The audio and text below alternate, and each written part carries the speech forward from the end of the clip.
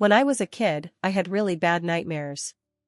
Now everyone has bad dreams, but not like this.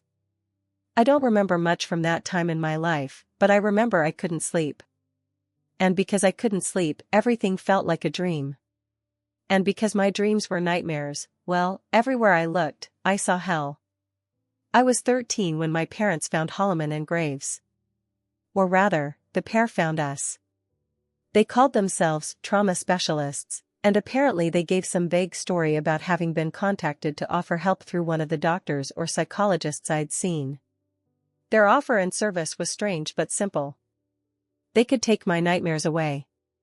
In retrospect, it's odd that my parents agreed to such a thing. Then again, I was in really bad shape at the time and I think my folks were desperate. And to be fair, I know better than most how compelling the short, fat little Mr. Holloman and the tall and gaunt Mrs. Graves can be. They'll make the oddest requests, and they themselves are more than a little weird, but in the moment it all seems as reasonable as can be. Either way, they cured me of my nightmares, and I was able to finally sleep and live again. That may sound melodramatic to some, but if you've ever been lost that far from the shores of slumber, you know that it isn't. Shores of slumber. That's something Mr. Holloman would sometimes say. Jesus, even now I guess they're still in my brain. Still, the point is the same. I felt like they saved my life, and I was grateful. I think that's a big part of why I was so quick to agree when they visited me again my last year of college. I was in another state by then, but then I'd never had a true sense of where they had come from in the first place. From the client's perspective, they would just appear, right when they or someone they loved was desperate and willing to agree to their help. Then after they were done, they were gone again, like strange but kind angels that didn't want to overstay their welcome or had others waiting in need. So anyway, they found me at my apartment and asked if I'd be interested in a job working for them. And because of my gratitude, and because I wanted insight of the special mystery they'd represented since I was a kid, I said yes immediately. It wasn't until they'd left with an agreement from me to come to an address the following day that I began to really wonder what kind of job they wanted me to do. And when I showed up at the address the next day, I found that instead of an office building or even a house, it was just an abandoned lot. Thinking I'd either gotten the wrong address or they were playing some odd kind of practical joke, I was about to leave when a dark car pulled up beside me and Mrs. Graves rolled down her window and told me to get in. That we had a client waiting. And heart pounding, I got in. I spent the next 4 years working for them. My job was always the same: carry the bags, set everything up, and get the paperwork signed and filed. Necessary stuff I supposed, but nothing they couldn't do themselves. Their reasoning was that they were getting older and less able to carry stuff and deal with some of the paperwork that needed to be maintained, and maybe that was true to an extent. Neither of them looked old or frail, but they had clearly aged from the way I pictured them in my memory, standing over my bed, and it didn't matter. What mattered was that it was a relatively easy job that paid well and helped people. And as bizarre as much of it was, I got used to it much like you do anything.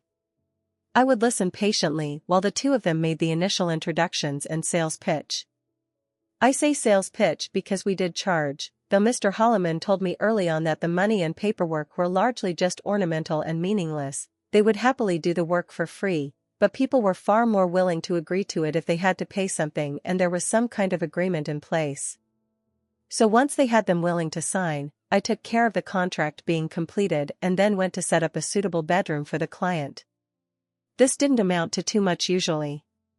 Basically, I had to secure hand and leg restraints to the bed or mattress, make sure that all doors and windows were not only securely shut and locked or otherwise blocked, but also well sealed with tape along every crack.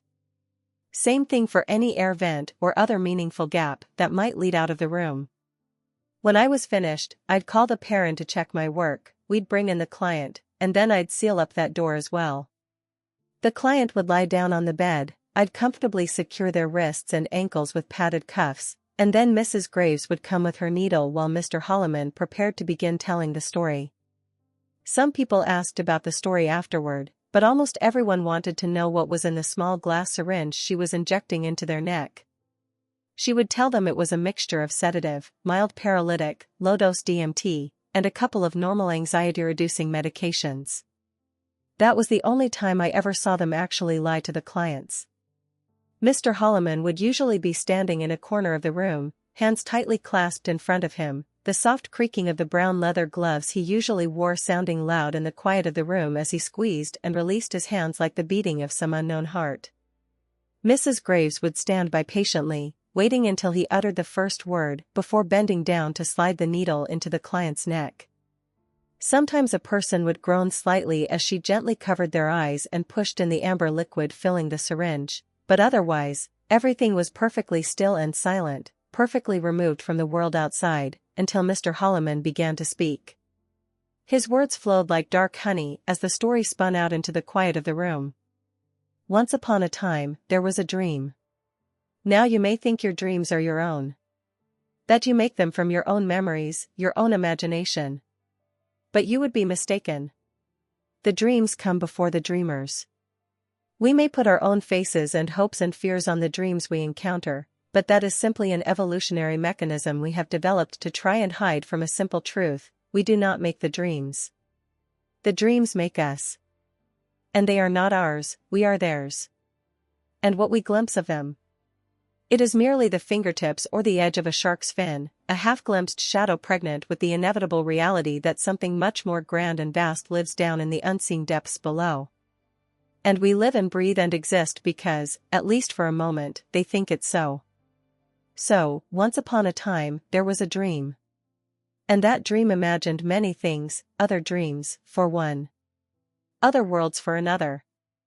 Other worlds filled with new life that could see the dreams, if only a little, and in seeing the dreams, change the dreams and the dreamers alike and make them both more. And so it was for a long time. But not all dreams are kind. And change, once begun, is never ending. Some dreams wanted more than being seen and breathing life into new worlds. They wanted to cross over. To push their way through the membranes of reality and be born anew in this world and others. And the thinnest places to invade are found in the darkest chambers of our minds. You have such a being pressing against the walls of your mind right now. Scratching away at this reality's edge and slowly killing you with every bite of its nail. It means to come through, and its bloody birth will be the end of you. Unfortunately, we cannot stop the birth. By the time we know to look for you, the process is too far along. All we can do is choose when the birth happens. In a place of our choosing and early enough that you will likely survive and it will be too weak to fight. The solution we have given you will facilitate this process within the next half hour. You may think this is all a fanciful tale. Or that this too, is a dream. Rest easy that what you believe does not matter. And before this hour is done, you will either be safe or you will be dead. And either way, we will be with you until it is done. Sometimes people were trying to cry out or escape by the end of the story. Whether they believed him or not, it's an understandable reaction.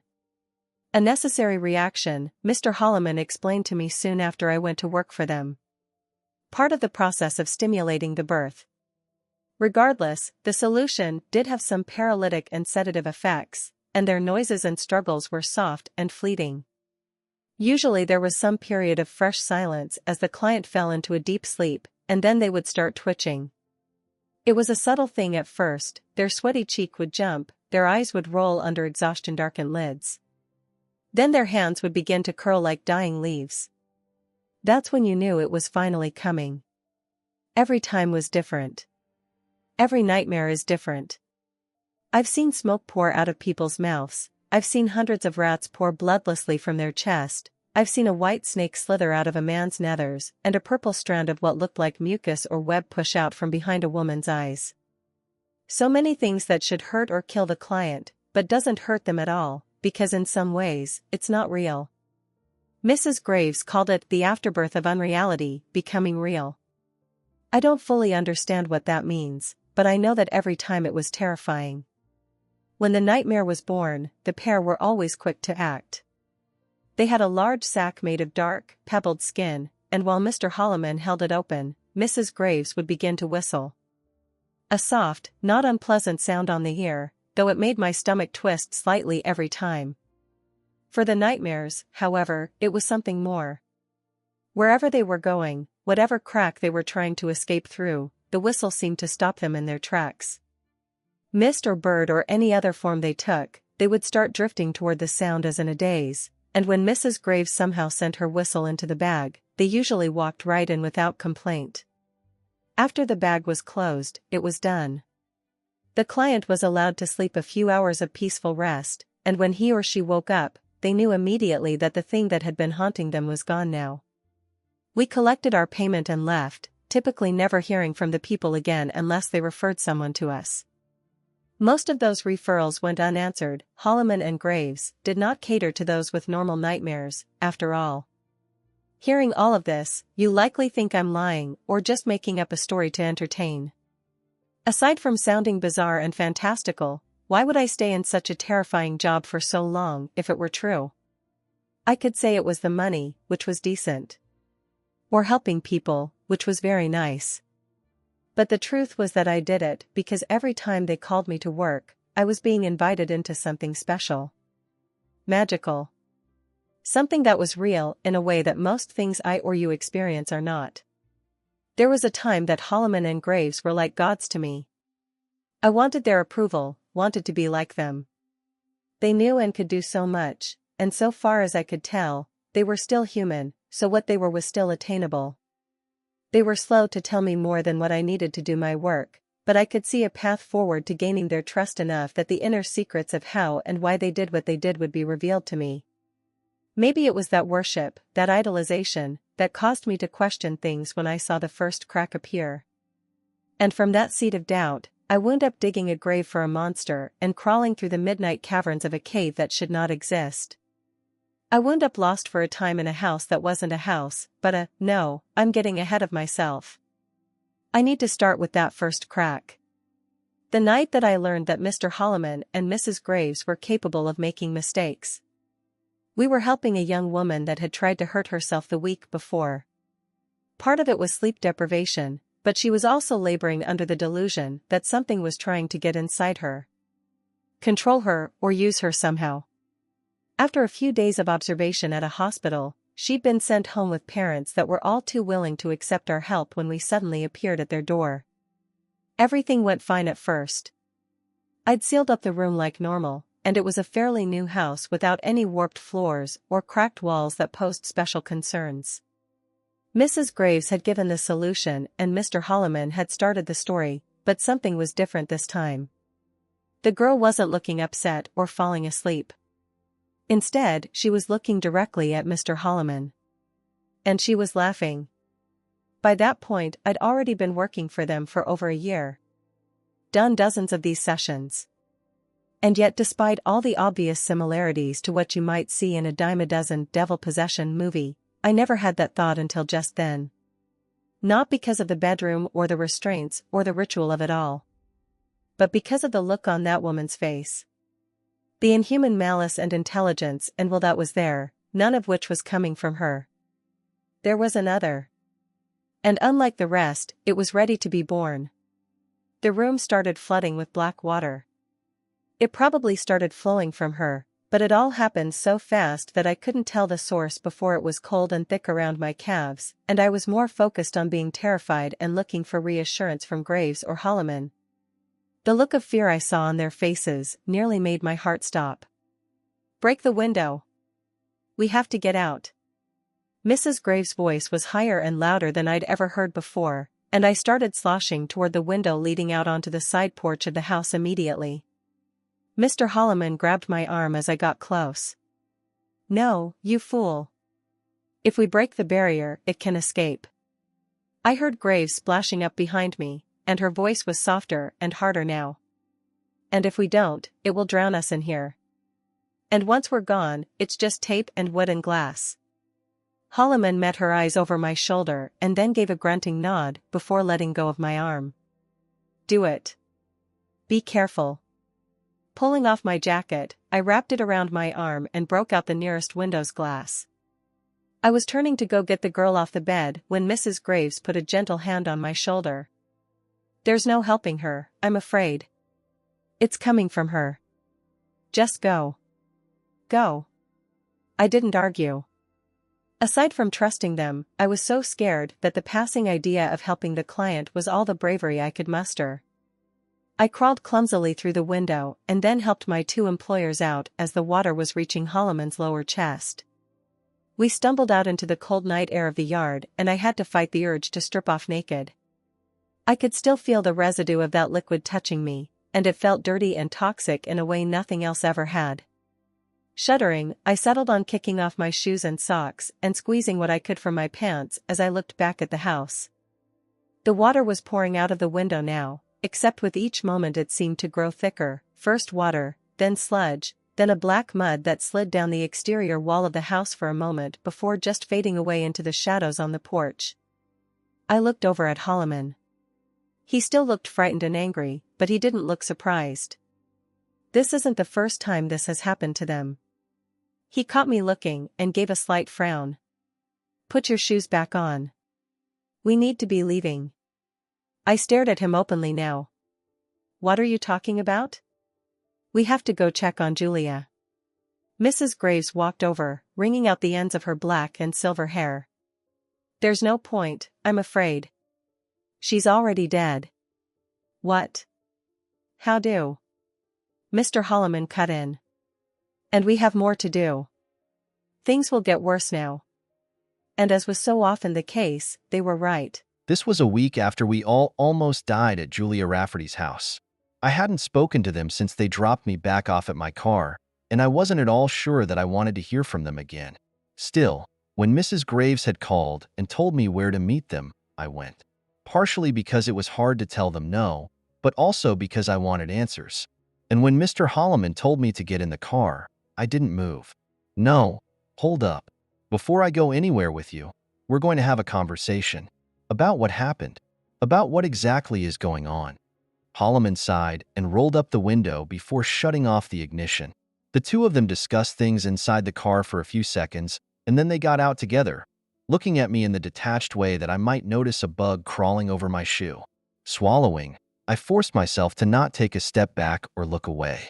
Instead, I focused on Mrs. Graves. What happened? To Julia? I mean, is she dead? The woman nodded somberly. She is. When they are strong enough to do it, when one of these creatures escapes, they always kill the host before they leave. I'm not sure, but I think it's because they believe they can be forced back via the host. She gave a small shrug. We've never tried that, but we do know that on the rare occasion that we express the nightmare too late, after it has grown too strong, the host invariably dies, and on one occasion we saw one have a chance to escape and instead it went back to end the host. Her expression darkened. A mistake on that one's part, as it gave us the chance to capture it after all. I frowned. So you saved that person, that host? Mr. Holloman cut in. No, we used the distraction provided by it killing the host to bind it into the bag. Seeing my expression, he waved off my reproachful glance. Never mind being sanctimonious. This is hard and dangerous work, and the risks we take make the world a better place, or will in time.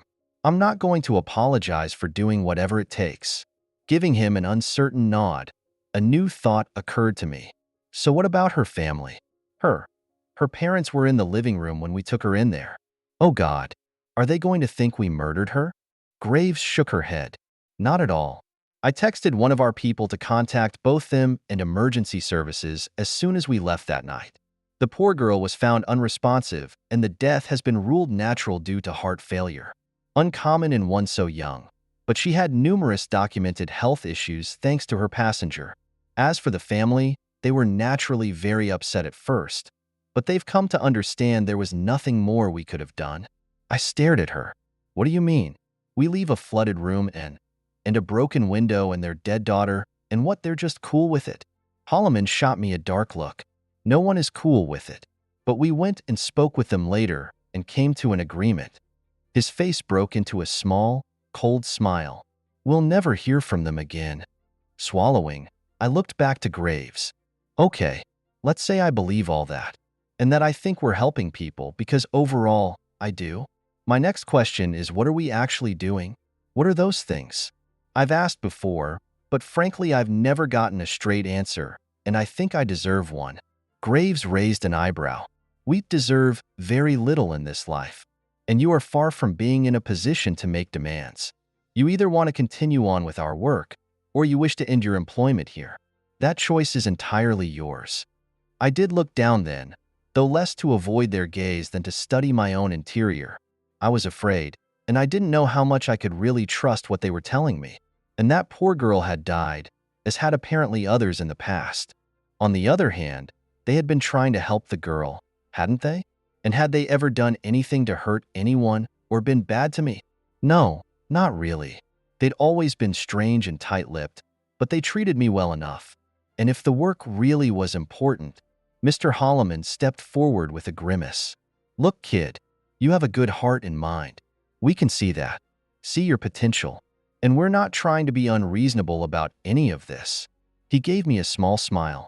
But this stuff, it is important and dangerous. And while we wouldn't be working with you if we didn't trust you, there are levels of trust. We can't just open the doors wide for everyone we run across. Not until we know you're going to work out long term. You understand, don't you? I nodded as I held his gaze. I guess I do. I don't like it, but I get it at least. His smile widened. Good. Then how about we get back to how many? His expression darkened again as Mrs. Graves stepped forward and put a hand on his shoulder. How many what? How many helpers have you had before me? Holloman's face fell a little, and his eyes grew sad. 3. Mouth dry, I forced myself to go on. And how many of them died doing this stuff with you? Mrs. Graves' voice trembled slightly as she spoke. All of them. Suppressing a shudder, I let out a long breath. Okay, well that's terrifying, but at least I believe you. And for now, I guess that's enough. So let's go. We drove for 2 hours in relative quiet before arriving at the loft apartment of Wallace Minter. Wallace was a 52-year-old investment banker that had started having profound night terrors the year before. At first, he'd attributed it to normal stress. He'd gotten a divorce 8 months earlier, and his normally intense job had become even more tightly wound lately. But when he woke up one night curled up in the corner of his kitchen, knuckles bloody from where he'd been punching dents into his fridge, well, he knew he needed something more than a sleeping pill. The start had been doctors and therapists, but things kept getting worse instead of better, and by the time we showed up at his door, he'd been on medical leave from work for over 2 weeks. I knew this because Mr. Holloman and Mrs. Graves knew this. They normally only told me the name of the person we were visiting before we arrived, but this time it was different. As we parked, Mrs. Graves began telling me these details. I was interested, both in the information itself and this sudden expansion of what I was being told, but it also made me curious. I waited until she seemed finished with her summary of Wallace, and then I asked my question. Why are you telling me this? I mean, I'm very interested and I appreciate you sharing more with me, but why now? Mr. Holloman glanced up in the rearview mirror at me in the back seat. Because maybe you're right, and it's time you knew a bit more. But more than that, it's because you've passed a milestone. 2, in fact. You faced the expression of one of these things when they were strong and ready, and you're still alive. Swallowing, I nodded. Okay, and what's the other milestone? His eyes crinkled slightly as he grinned. After everything you've seen, you still got back in the car. When he opened the door, Wallace Minter looked like we'd interrupted his crawl to a grave. He'd been a heavy-set man at one point, but now pallid, greasy flesh hung loose on his cheeks, and he had the ropey aroma of layers of old sweat and illness. I half expected him to sound hoarse or congested when he spoke, but his voice was surprisingly smooth and deep. Yes? What do you want? Mrs. Graves gave him a smile. We're here to help you, Mr. Minter. We were referred by... No more doctors. Bunch of goddamn charlatans. All you all want is money. And now you're showing up at my door? Mr. Holloman leaned forward, his voice calm and soothing. We are not doctors. And while we charge a nominal fee, that is not why we do this. We do this to help. Wallace furrowed his brow at him. So not even doctors. What? Fucking snake oil salesmen? Faith healers? He started to shut the door. Thanks, but no, He looked down as the door stopped, and seeing my foot there, he stared back up at me with weak outrage. Get out of here before I call the fucking. You're going to die in there. He stopped, blinking. What did you say? I held his gaze as I went on. I said you're going to die in there. If you don't get help for this thing inside of you, that's keeping you from sleeping. That's keeping you scared and angry all the time. It will wind up killing you. His face went slack as tears welled up in his eyes. How do you know? I gestured back at Holloman and Graves. Because they know. And because I've worked with them long enough to know that they can save people like you. People that no one else can help. His face was swimming in emotions now. Fear and anger. But also a kind of anxious, fragile hope. You're saying they can help me? I took in a deep breath, trying to find the right words. Confident, but honest, without letting on that I halfway wanted him to tell us no because I was shit scared of being in a sealed room with whatever he had inside him. I'm saying that we will try our best, and that our best is probably the best shot you have left. Lips trembling, he nodded and stepped aside. Okay, I come on in. I looked over at my bosses. When I'd been talking to him, it had never occurred to me that they'd want me to shut up or think I was overstepping my bounds. Now that it did, I searched their faces for anger or irritation. Instead, I saw fear.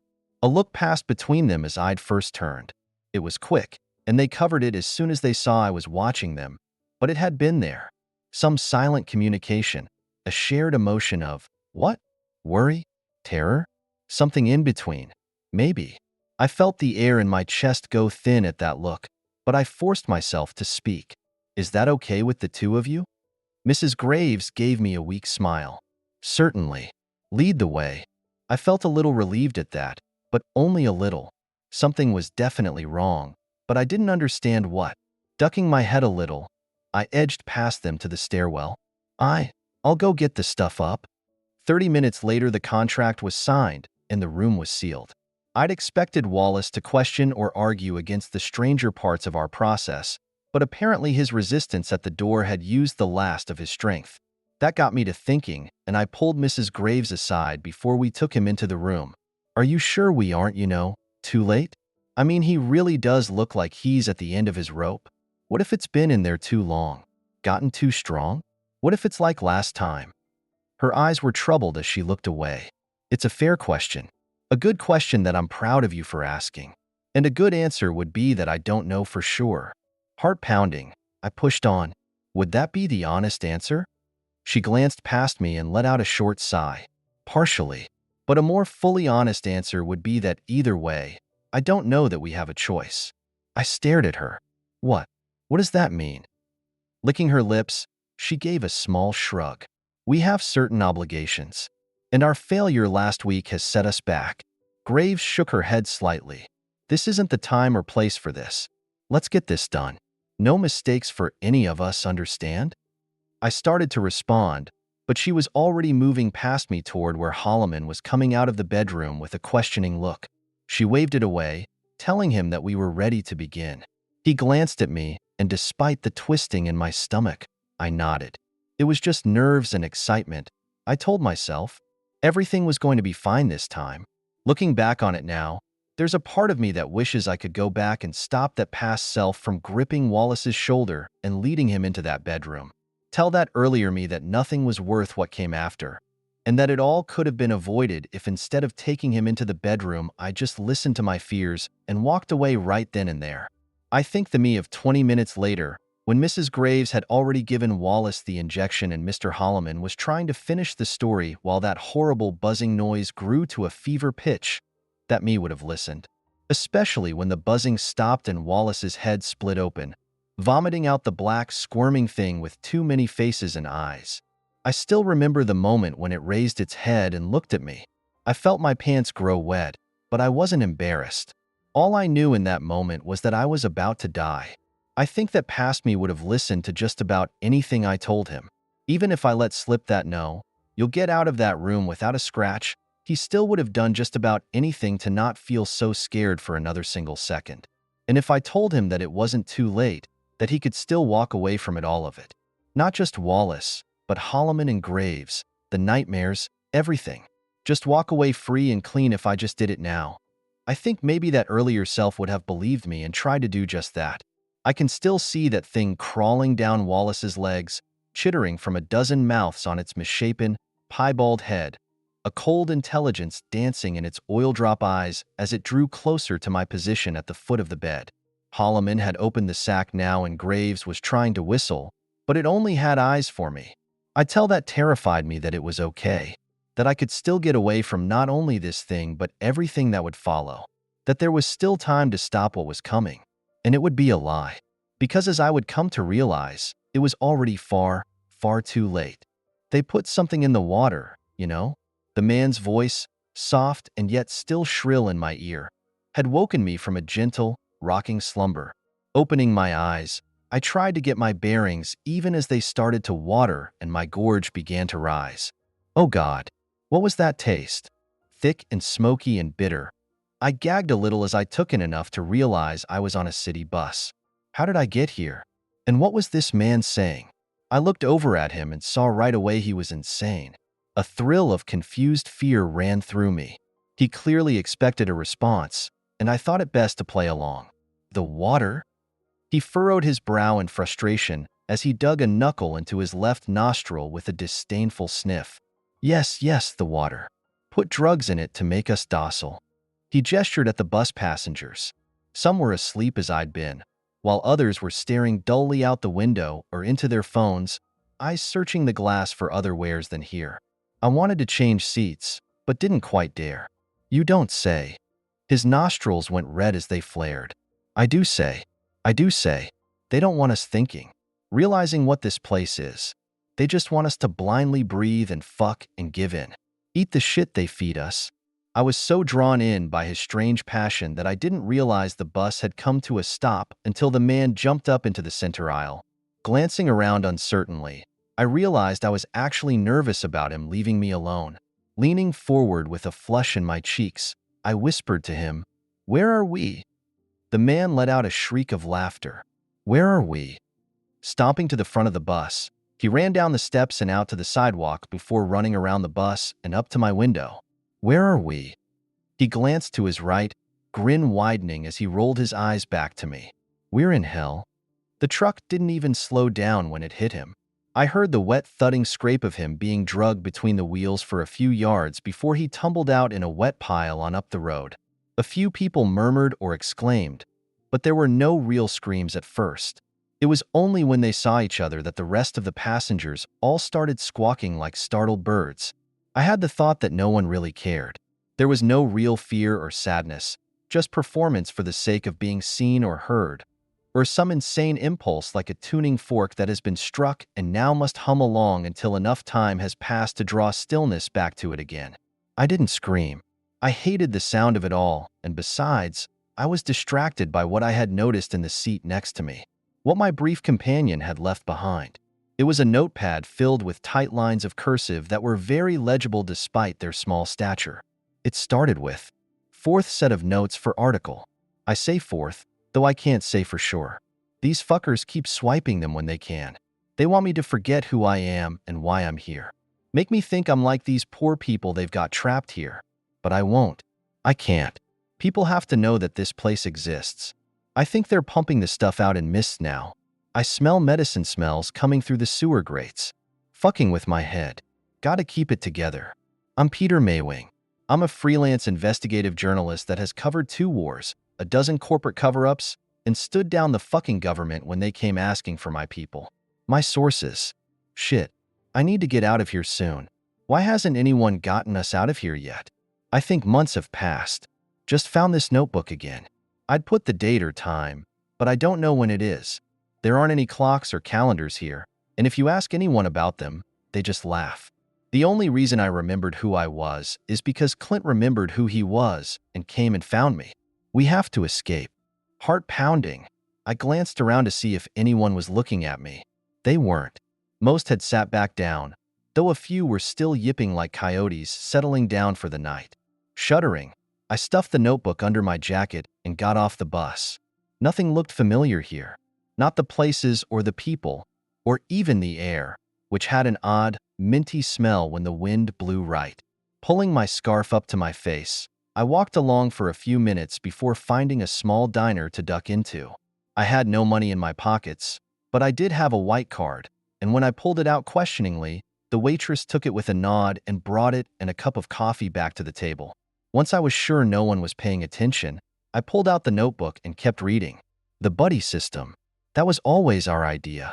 Me and Clint would go in separately, but we'd watch each other's backs and make sure we both got out. Or if shit went sideways, that at least one of us did. But they caught on to our plan. Or they always knew. Now they just reset us periodically, like we're computers that are acting up. Not exactly wiping the hard drive, but it's harder to get back the important stuff every time I wake up somewhere not knowing who or where I am. I need to hide this somewhere safe. I think I've been reset at least twice since I last wrote in this thing. The real me, my life and memories, why I'm here. It's all like I'm remembering the memory of a dream. There are so many layers between me and the truth that everything is fuzzy. Clint has been reset almost as much as me, but he takes it better. He's always been more resilient, I think. I'm really scared, and I think if they wipe me again, I won't get myself back. So I need to write it down right now. Maybe for me, but probably for you, Clint. If I see I'm not going to make it, if I can see it coming early enough, I'll try to find you. On a bus or at your house or somewhere. And I'll leave this for you before I go. Because I have to go, buddy. I can't take it in here anymore. I have to get out, one way or another. I am Peter Maywing. You are Clint Thurman. We are both writers and journalists. You got a tip about a secret place where numerous forces around the world were shipping off their lunatics and their undesirables to live. Not a prison or an institution, but an entire city. A sealed world away from everything where the hidden remains so. They drug our food and water. Keep us confused and docile while doing a cruel mimicry of a real human life. It works well most of the time, but there are always episodes.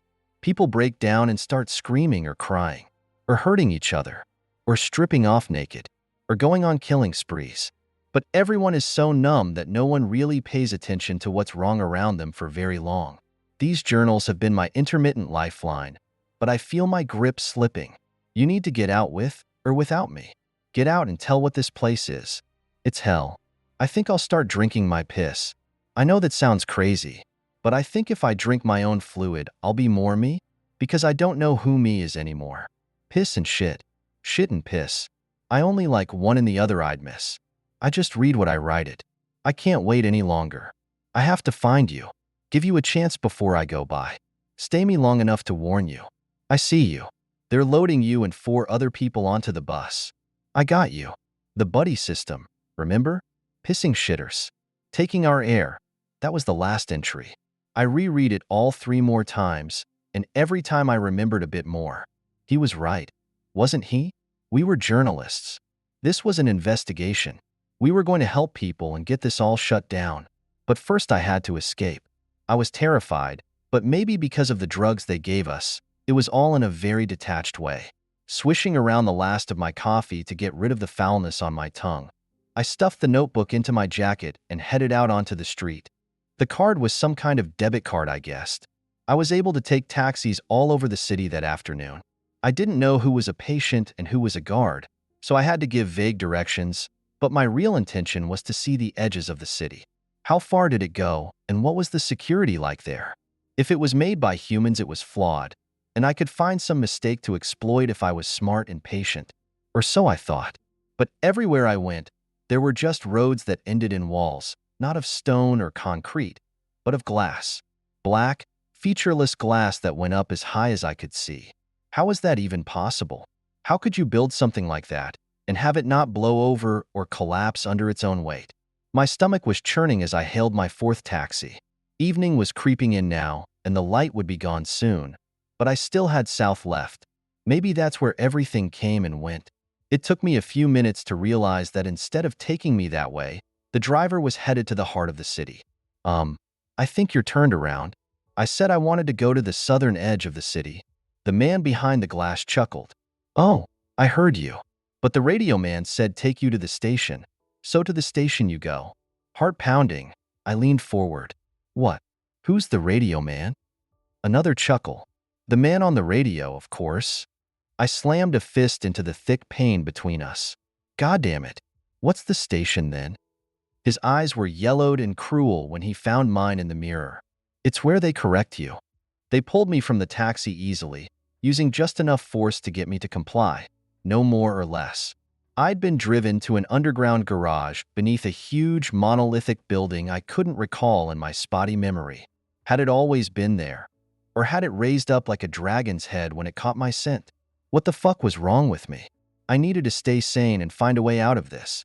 They drugged me through several floors and twisting corridors before strapping me down to a chair in a black chamber lined with tapestries of some kind. Looking closer, I started to retch. They weren't tapestries. They were the skins of people. Whole skins, flayed from their bodies, stretched and dried before being hung on display. Trembling, I felt my bowels loosen slightly as a woman walked in from the far end of the room and made her way to me. "Hello, Tony." I swallowed. My name isn't Tony. It's Clint. I am Clinton Thurman. I know who I am." Pulling up a chair from outside of my vision, she clucked her tongue as she studied me with a concerned look on her face. "Oh, Tony, not this again." She shook her head and let out a small sigh. "I don't blame you. I don't. I honestly want to blame Peter, but he wasn't well either, was he? And my mother always said you don't speak ill of the dead." Leaning forward, she put a cool hand on my forehead. "But he is the one that always inflamed your delusions, wasn't he? What was it this time? You were spies? On a TV show? What?" I blinked, feeling tears in the corners of my eyes. We're reporters." She lifted her eyebrows. "Ah, that one. So you're reporters. What are you reporting on? The weather?" Frowning at her, I shook my head. "I'm not telling you anything." The woman smiled at me. "That's fine, Tony. I don't need you to. I'll tell you. According to Peter, you're both investigative journalists, right? Here to expose the city as some cruel prison where the dark forces of the world hide their unmentionables. Is that about right?" I felt a tear sliding down my cheek as I stared at her.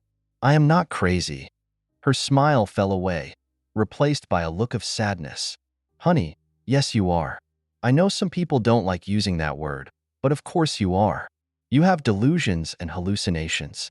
We've been in this very room so many times, and you've said it looked like a spaceship, the inside of a tree, and those are just the pleasant ones. Your insanity lends itself to very macabre and paranoid flights of fancy." It felt hard to breathe now, and it took a couple of tries before I got my next question out. "So this place isn't a city of crazy people?" She patted my knee. "It is, but not in a bad way. This is a very exclusive, very expensive institution for those that have families that can afford to have their loved ones treated and kept in an environment that is minimally restrictive while giving them the treatment they need. They can live full lives without feeling isolated or stigmatized, and in some cases they can even be reintegrated into society down the line if they make enough progress." She clucked her tongue again. "Progress that you seem to be making before Peter got his hooks into you again. Shame on him." The woman waggled her fingers in the air. "I mean it. I know he's dead, but shame on him." My head was swimming, but I tried to focus on one thing she'd said. I can get out?" Pursing her lips, she gave a small nod. "Maybe. Someday. I hope so. But I won't lie to you. This latest episode has set you back considerably. We need to do a reset again, which I really hate because we just did one." "A reset?" Standing up, she pushed the chair back as she nodded again. "Yes, I don't like doing them in quick succession, but I feel like getting this all out of the way now is better than letting it fester. Give you a clean start on the right track. How does that sound?" I was sobbing now, terrified and grateful and ashamed. I sucked in a deep breath, the mint burning my lungs as it went down. Yes. Anything you say." Her smile was back now. "Very good." Clapping her hands, she stepped further to the side as the two men who had brought me there carried in a thick plastic tarp and unrolled it on the floor before my chair. Once it was attached to hooks and firmly in place, she told them to bring him in. They left quickly, heading behind me, and several minutes passed in silence as we waited. I wanted to ask a million questions, but I was so confused now and I worried that if I made problems I would only make things worse for myself. So I stayed quiet until some door opened behind us and I gave a startled coyote yelp. I could smell it before I saw it. A ponderous pale mound of flesh 3 times the size of a normal man, rolls of fat dry and white and flaking on top and oozing clear and crimson lines from whatever raw rot lay underneath those folds. It had a head, but I only glimpsed its shape briefly as it was wheeled around and positioned, so its stirrup legs were over the clear plastic tarp. Fighting back the urge to vomit, I looked over at the woman questioningly and whispered, "What is it?" She hit a button on the wall, and all my straps unlocked and pulled away. I would have stood up then, but her angry gaze had me pinned to the spot. "He is our God, and you will kneel to him. Now." Shaking uncontrollably, I pitched myself forward onto the tarp.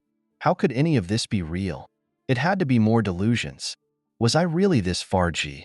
Dark matter began to curl out of the shadowy, fetid place between his legs, plopping wetly to the tarp with an explosion of new corrupted scents that made my eyes burn.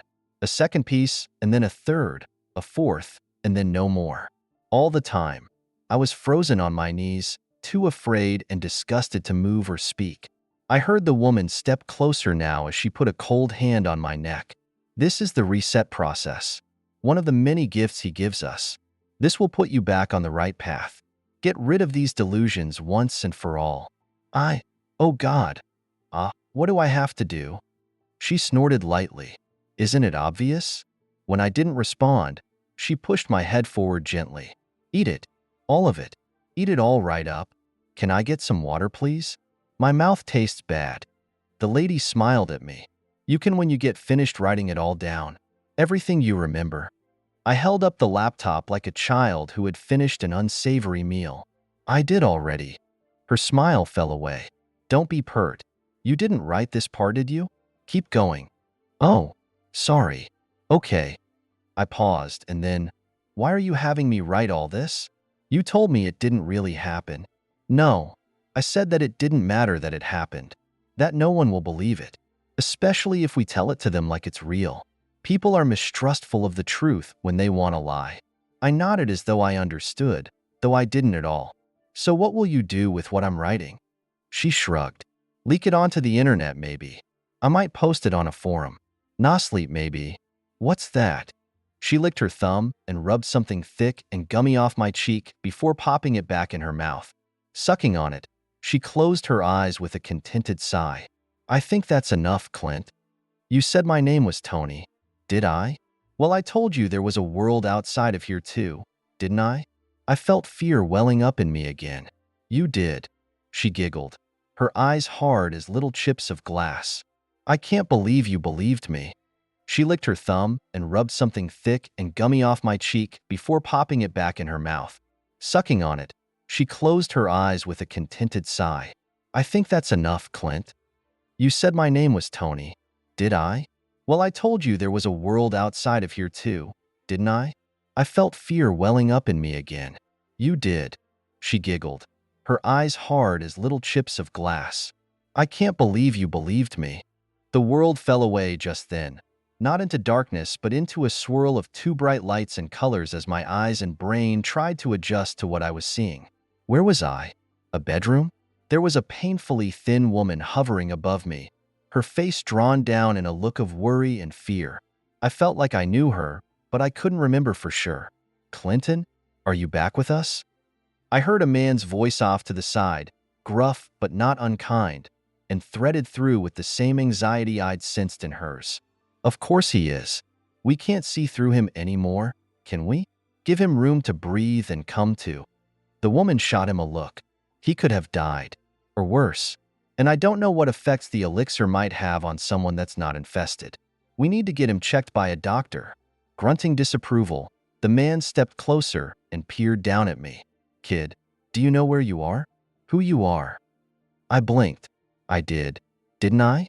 I hadn't at first, but seeing them both together, I thought I might know now. "You're Mr. Holloman, and she's Mrs. Graves." I looked between them uncertainly. "That is right, isn't it?" He was grinning and nodding as Mrs. Graves leaned forward to touch my head. Something about it made me recoil in fear, and seeing that, she withdrew her hand back to her lap. "Yes, that's right." She paused a moment and then continued. "And do you know who you are?" I felt a moment of panic that the answer wasn't on my tongue immediately. This was stupid. Of course I had to know who I was. Fumbling in the shrouded dark of my mind, I finally found what I was looking for. I'm Clint Thurman, aren't I? Holloman chuckled. See? He's going to be fine. No doctors needed. I think I'm an investigative reporter? His face fell. Fuck. Well, he's bound to be a bit scrambled after. Just give him some air. Graves shot him another dark look before turning back to me. You aren't a reporter, no? You work for us. You help us help people and stop bad things from, well, you help us stop bad things. I frowned at her. That sounded right, but it was more of a feeling than a memory. What's wrong with me that I can't remember? Holloman crouched down again. You got your bell rung, kid. Attacked by one of these bad things. But we got you sorted out in time. My heart was pounding now. Attacked? Is the thing that attacked me still here? Mrs. Graves' expression darkened. No, it escaped. After it attacked you, we weren't sure where it went at first. We were focused on trying to get you back. And in those few seconds it found some break or flaw in the seal and crawled out through the crack. So no need to worry. It's gone. I heard myself responding with words I didn't entirely understand. I sealed the room though. I double-checked everything. She reached out hesitantly and patted my arm. It's all right. It was very powerful. We're still not sure how it was able to break through. Holloman had started pacing a few feet away, but he paused and looked at me again with a frown. Yeah, mistakes are going to happen, kid. We all fuck up from time to time. Nothing to worry about. Just glad you're okay. Seems like you're remembering more too. I nodded as I began to sit up weakly. I think I am, yeah. My head is splitting and I kind of feel like everything I know is loose, like it's a bunch of melting icebergs. I looked past him to the bed. Is the client? Did it get him? Holloman glanced toward the bed and back to me. No, he's fine. Sleeping like a baby. I jumped a little as I was struck by the memory of seeing the man's head split open as the nightmare crawled free. But I saw him die. His head burst open. I remember that now. Graves nodded gently. We all do. But it's like, well, you may not remember this yet, but I've told you before about how these things, well, they warp reality when they come into this world. I call it afterbirth, but you might think of it as a black hole. Everything bends around their point of entry, and not everything you see or hear is real. Or if it is real, it's only real for a short time before normal reality snaps back into place. I was interested in what she was saying, but I was also distracted by how terrified I felt. Not just scared, but chilled to the bone like I'd been dipped in a frozen lake. Can we leave now? I want to leave now. Holloman squatted down and slapped my leg. Sure. Let's get you out to the car, and then I'll wake this poor bastard up and get everything squared. I'm awake. Holloman's eyes widened slightly as he turned and laughed. So you are. He grabbed me under the armpit while Mrs. Graves gripped my other arm.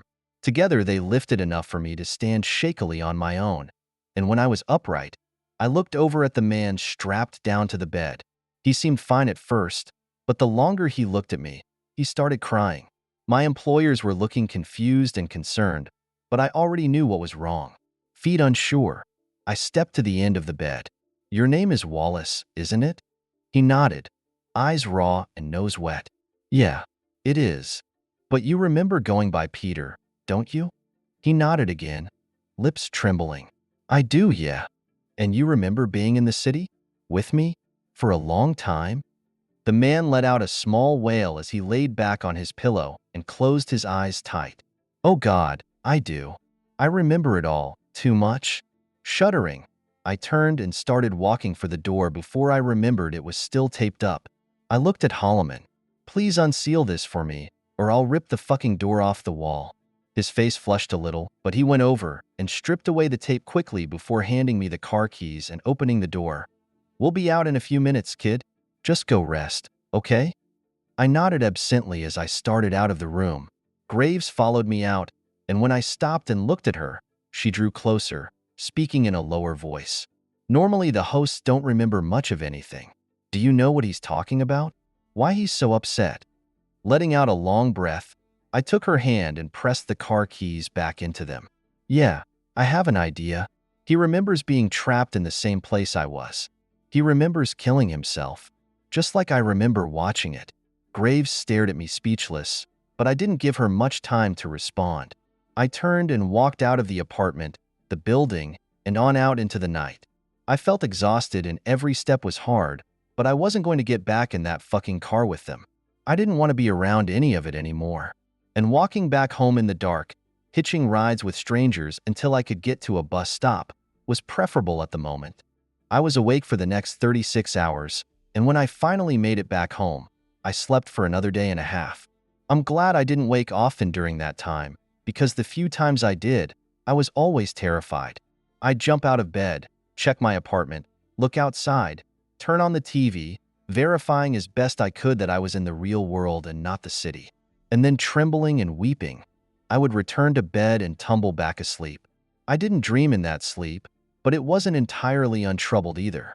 I could sense that something was different, like the air pressure had suddenly shifted, but inside me instead of out in the world. And when I finally did wake up for good, the feeling was still there. I tried to tell myself I was imagining things, but I didn't believe it. My dad used to say that there are things that you think and things that you know, and the key to being wise is being able to tell the difference. And I knew something was wrong with me. Over the next month, I almost called them a dozen times, usually when the feeling of being watched or weighed down by something was at its worst, but a couple of days just because I missed them in the work, as stupid as that might sound. I had enough money saved up that I didn't have to find another job right away, and as angry and scared and sad as I'd been when I'd left them, I don't think I'd quite given up on ever going back either. Still, my hands would start trembling when I picked up my phone to call. And when I answered Graves' call, I could barely breathe. Hello? Hello, Clinton. How are you doing? Okay, I guess. How are you and Mr. Holloman? Well enough. Missing you quite a bit. The work you do, of course, but you as a person too. We may be bad at showing it, but we've grown quite fond of you. I swallowed and looked up at the ceiling. I could feel her trying to put hooks into me again, but I wasn't sure if I minded or not. Well, that's nice. I miss you guys too. I don't know if I can do it anymore. There was a pause and then, I understand. And I don't blame you for having worries about everything that's happened. But before we talk about any of that, have you been doing really? Any issues? Sleeping okay? My heart started to beat faster. She knew something. Sleeping okay, yeah. But something seems off. I feel like something's over my shoulder all the time. Well, there may be. The phone creaked slightly as I gripped it harder. There may be? What are you talking about? Do I have something after me? Clinton, I really don't know. I doubt it's the thing that attacked you. I've been doing this for quite a while, and the handful of times something has escaped, we've never had it come back and try to hunt us. There was the word. Hunt. I felt a chill go up my spine. Have you ever had one of them attack you? Another pause. Attack? Yes. I remember twice that I've seen Gordon get attacked and once myself when I was much younger. Gordon. I'd never heard her call him by his first name before. I wasn't sure what it meant, but it didn't matter at the moment. I was scared and angry and desperate for answers. Did either of you get attacked like I did? Pulled somewhere else? She was silent for several moments this time, and when she answered, her voice had a brittle sound to it. No, not like that. I've never seen anything like that. Sucking in a breath, I nodded to myself. Fuck. Okay, what happened to me then? What did it do to me? It jumped on you. It was so fast, and for a moment I could see it there, wrapped around your neck, breathing into your face. I wasn't sure if it was stealing your breath or giving you some of its own. And then it just faded away. But not just it. You started to flicker. Flicker. I'm sure it sounds strange, but I don't know how else to describe it. You never disappeared, but you weren't fully there either, and as we watched, I could see you slipping out of our world like a dying heartbeat. There and then not, there and then not. I was afraid we would lose you for good. So I pulled out the spare vial of elixir and gave you a partial dose. I didn't know if it would work, but I couldn't think of anything else to do. And it worked. I'd sat down on my sofa halfway through her words, and now I found the phone growing heavy in my hand. It was trying to take me all the way there, wasn't it? I don't know, Clint, but I think so, yes. To keep me? Probably, yes. And you injected me with your, What is the elixir, by the way? How do you make it? We don't. I snorted softly. All right then. Where does it come from? You know I can't tell you that yet. But if you continue working with us, in time. Oh, in time. That's right. Always holding out a bone to keep the dumb dog in line. Is that it? Well, I'm sick and fucking tired of just going along. Be quiet. What? Listen. I'm just about. No. You need to shut up and listen. Before this all gets much, much worse. It wasn't the harshness of her tone that made me fall silent.